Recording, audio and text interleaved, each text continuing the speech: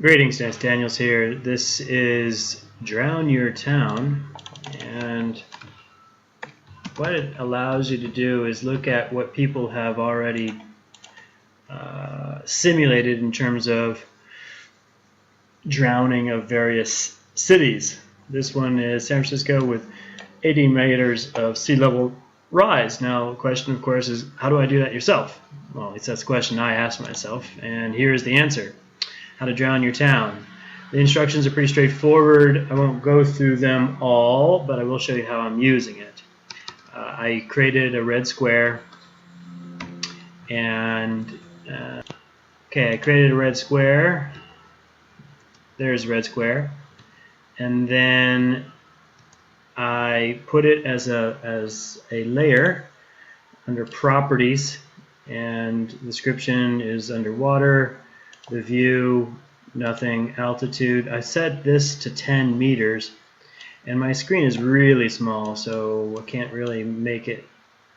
Let's see if I can stretch that out. Maybe helps a little bit.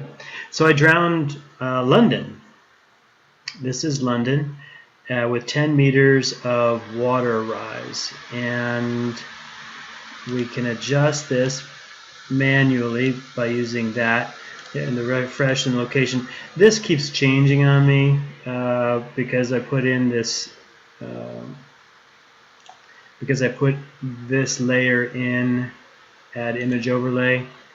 I've already done it, so I'm not going to do it again. But that is the image overlay. Let me see if I can delete this one. Don't need to, but all right. So this is underwater. And to get to the properties, go to properties, view, altitude. This is where the fun starts.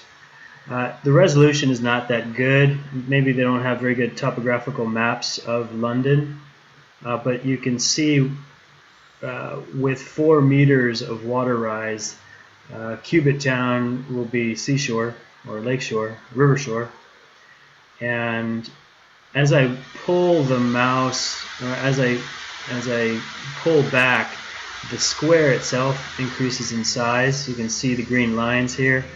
So it takes a little while for the layer to show up, but you can see with 4 meters of water rise, you get quite a few areas in downtown London that will be underwater. There's not a whole, actually you can see right in here, we zoom in on the city. This is Canary Wharf, and you can see quite a bit of this area will be underwater at 4 meters. Not very dramatic. So let's go to another place that's fairly well mapped. We'll say, let's go to Dubai. Let's go to Dubai. And it'll jump us out there, and I've kept everything open, so the my green square should show up. Okay, wow. Alright, Dubai with just 4 meters of water rise, almost the entire new part of Sheikh Zayed will be underwater. That is significant. Let's put 2 meters, see what happens. Refresh. Okay, so with 2 meters, you can see a lot of Sheikh Zayed. This is Sheikh Zayed Road here. You can see there's some low areas, so they're gonna need a bridge over Sheikh Zayed. Let's see, altitude. Let's bump that up to 3 meters. And I've got the 3D video. Oh wow! Okay, so when you zoom in, you're gonna get higher resolution because we are at 3 meters and almost the entire marina is underwater. Let's rotate that down a little bit. Nope. There we go. All right, so this is with 3 meters of water rise. All of the new buildings essentially that Dubai has built in the last 20 years will be underwater.